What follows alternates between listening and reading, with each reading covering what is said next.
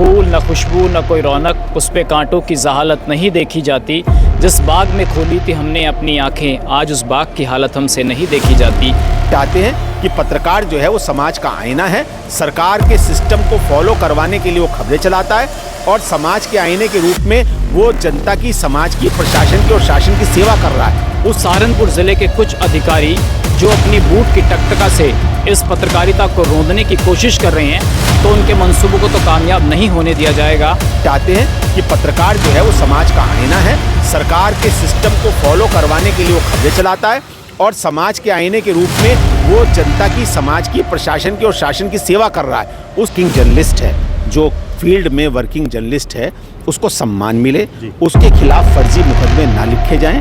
उस सहयोग के नाम पर शासन प्रशासन से कोई परमिट कोटे नहीं मांग रहे हैं। लोकतंत्र में चौथा स्तंभ कहा जाने वाला पत्रकार आए दिन सड़कों पे लेकर आप देखते होंगे जिस प्रकार अपने मुद्दे उठाता है, सड़क से लेकर संसद तक हर व्यक्ति की बात को बुलंद करता है। सर, पत्रकार जो लगातार सड़कों से लेकर संसद तक या फिर तमाम ऐसी सरकारी योजनाएं जो दिखाता है, और कभी कभार वो दिखाने के लिए उसको सरकार से भी दो चार होना पड़ता है, क्या कहेंगे? पुरुषोत्तम जी, पहले तो आपके चैनल का बहुत बहुत धन्यवाद, आपका स्वागत। देखिए, ग्रामीण पत्रकार एसोसिएशन की ओर से आगामी 13 दिसंबर को एक धरने का आयोजन किया गया है, जिसका मकसद ये है कि जो ज़िले भर में पत्रकार उत्पीड़न की घटनाएं हो रही हैं, जिससे आप खुद भी रूबरू हुए हैं। जी बिल्कुल। और ये घटनाएं जो हो रही हैं, इसके विरोध में हमें ना तो प्रशासन का कोई सहयोग है और ना ही सरकार का कोई सहयोग है।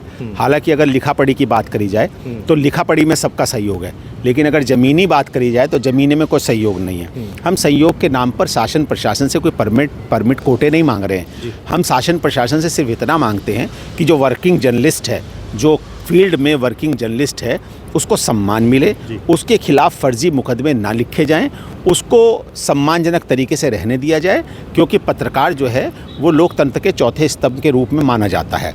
और लोकतंत्र के चौथे स्तंभ के रूप में अगर माना जाता है तो उसकी सुरक्षा की जिम्मेदारी भी उन लोकतंत्र के सिपाहियों को है जो प्रशासन की दृष्टि में और शासन की दृष्टि में कामकाज देख रहे हैं। पत्रकारों के लिए एक सीधा एक आदेश है जो मैंने पढ़ा है महानिदेशक पुलिस का, जिसमें कहा गया है कि किसी भी पत्रकार या पत्रकार के परिवार के खिलाफ यदि कोई प्रार्थना पत्र आता है तो उसकी जांच जो है वो राजपत्रित अधिकारी से कराने के बाद ही उसमें कोई कार्रवाई की जाए।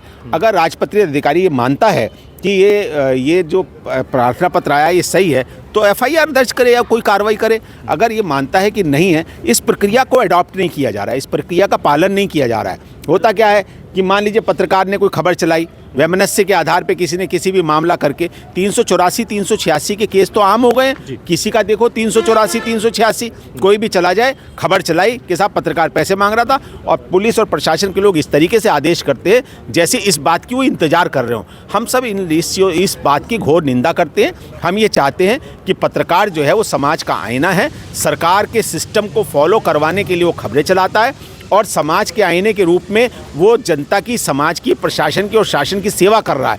उस सेवा के रूप में हमें दंड नहीं मिलना चाहिए, उस सेवा के रूप में हमें पुरस्कार मिलना चाहिए। लेकिन जिले भर में पत्रकार उत्पीड़न की घटनाएं बढ़ती जा रही हैं, इसके विरोध में हमारा धरना है। सीनियर पत्रकार हैं, वरिष्ठ पत्रकार, बीजीटी न्यूज़ के संपादक हैं, जो तमाम अपनी मुद्दों बेबाकी से अपनी बात रखते हैं। सचिन जी, आप भी देखते हैं कि लगातार मैं भी आपके साथ काफ़ी समय से जुड़ा रहा हूँ। एक बाढ़ सी आ चुकी है पत्रकारों के ऊपर, मुकदमों की, उत्पीड़न की, टॉर्चर की, कैसे देखते हैं? देखिए पुरुषोत्तम भाई, पहले 2 लाइनों से इस बात की शुरुआत करूंगा कि न फूल न खुशबू न कोई रौनक, उस पे कांटों की जहालत नहीं देखी जाती। जिस बाग में खोली थी हमने अपनी आंखें, आज उस बाग की हालत हमसे नहीं देखी जाती। मैं ये बात इसलिए कह रहा हूँ पुरुषोत्तम भाई कि देखिए, ये एक बाग, एक बगीचा ऐसा था जो स्वतंत्र था। लोकतंत्र का चौथा स्तंभ पत्रकारिता, मीडिया, जिसकी स्वतंत्रता की दुहाइयाँ आज़ादी से लेकर अब तक दी जाती रही हैं। लेकिन सहारनपुर ज़िले के कुछ अधिकारी जो अपनी बूट की टकटका से इस पत्रकारिता को रोंदने की कोशिश कर रहे हैं, तो उनके मंसूबों को तो कामयाब नहीं होने दिया जाएगा। और जो पत्रकारिता है वो आज़ाद थी, आज़ाद है और आज़ाद रहेगी। मगर लगातार शासन प्रशासनिक अधिकारी आप देखते होंगे पत्रकारों को लेकर लामबंद है, कहते हैं कि तमाम सुरक्षा मुहैया कराई जाती हैं, अगर पत्रकार का उत्पीड़न होता है तो तुरंत कार्रवाई होती है, मगर अपितु उल्टा देखने को मिलता है। देखिए, सरकार पत्रकारों को लेकर सजग है, इसमें कोई दो राय नहीं है पुरुषोत्तम भाई, लेकिन कहीं ना कहीं चीज़ें मंडल स्तर पर जो बिगड़ रही हैं उनमें सुधार करना ज़रूरी है। कोई अधिकारी यदि ये कहे कि मैं पाक साफ़ हूँ तो उस पर संदेह भी है, क्योंकि हम लोग पत्रकार हैं, हमें समाज का आईना कहा जाता है और हम जानते हैं कि कौन अधिकारी कितना पाक साफ़ है, कौन सा थाने का थाना अध्यक्ष कितना पाक साफ़ है। इस सब की तस्दीक हमारे पास है, सबके वीडियो, सबके ऑडियो, सब प्रूफ हमारे पास है। हम उन चीज़ों पर नहीं जाना चाहते। हम ये कहते हैं, जैसे अभी आपने कहा कि एक पत्रकार अगर कुछ कर दे तो 2 मिनट नहीं लगती उसमें मुकदमा लिखने की, लेकिन हम ये भी कहते हैं कि प्रशासन, जो हमारे ज़िला अधिकारी हैं, जो हमारे कप्तान हैं, वो अपने विभाग की भी टेस्टिंग एक बार कराएं कि उनके विभाग में क्या कुछ हो रहा है। अगर पत्रकार दोषी है तो जैसा आलोक जी ने अभी कहा कि हमारी स्थायी समिति है, आप उनको बोलिए, उसमें भी सुधार करने की आवश्यकता कोई होगी तो पत्रकारिता के स्तर पर भी सुधार होगा, लेकिन सिस्टम में सुधार करने की जो जिम्मेदारी है वो ब्यूरोक्रेसी की है और उसका वो निर्वहन करें। 13 तारीख के लिए क्या कुछ प्लानिंग है, क्या कुछ ऐसा बड़ा करने जा रहे हैं? देखिए, 13 तारीख में जैसा कि अभी आलोक जी ने भी बताया, एक बड़ा मंडल स्तरीय कार्यक्रम होने जा रहा है, जिसमें मंडल से तमाम पत्रकार जुटेंगे। इसके साथ साथ जो सामाजिक संगठन है, गैर राजनीतिक संगठन है, समाज सेवी हैं, या जो भी व्यक्ति ये चाहता है कि पत्रकारिता जिंदा रहे और पत्रकारिता लोकतंत्र का चौथा स्तंभ अपनी जिम्मेदारी का निर्वहन बड़ी ईमानदारी और सच्चाई से करता रहे, जो व्यक्ति ये चाहता है वो हकीकत नगर धरना स्थल पर पहुँचे। और मेरा आपके चैनल के माध्यम से तमाम सहारनपुर ज़िले वासियों के लिए संदेश है कि आप आइए, आप इस लोकतंत्र के चौथे स्तंभ को सपोर्ट कीजिए, आज इसको आपकी ज़रूरत है। चलिए, बहुत बहुत शुक्रिया। प्रशांत वर्मा भी मेरे साथ मौजूद है। देखिए, प्राय ये देखने में आ रहा है कि लोग इस बारे में बात करते हैं कि पत्रकारिता का स्तर जो है वो गिरा है। मैं ये नहीं कहूँगा कि पत्रकारिता का स्तर गिरा है, अभी तो मैं ये कहूँगा कि जो ये IPS IAS अधिकारी की जो लॉबी है, इनका स्तर गिरा है। आपको ध्यान होगा कि अगर हम पहले कहीं किसी दफ्तर में जाते थे, एक चलन चलता था पानी पिलाने का, और वो सभी के लिए आती थी, देवो भव हमने पढ़ा भी है, हमें पढ़ाया भी गया है। आज आप देखते होंगे कि किसी भी अधिकारी के दफ्तर जाने पर रेयर आपको देखने को मिलता होगा कि किसी के लिए पानी की व्यवस्था होती होगी। दूसरी बात यह है कि जिनके खुद के घर शीशे के हैं, वो दूसरों के घरों में पत्थर मारने का काम कर रहे हैं। जितने अधिकारी हैं, अगर ये इतने पाक साफ़ हैं, तो क्यों जो हमारा एंटी करप्शन है वो रोज़ नए नए लेखपालों को गिरफ्तार कर रहा है? वो सिर्फ इसलिए कि जो पकड़ा गया वो चोर है, जो नहीं पकड़ा गया वो अधिकारी है।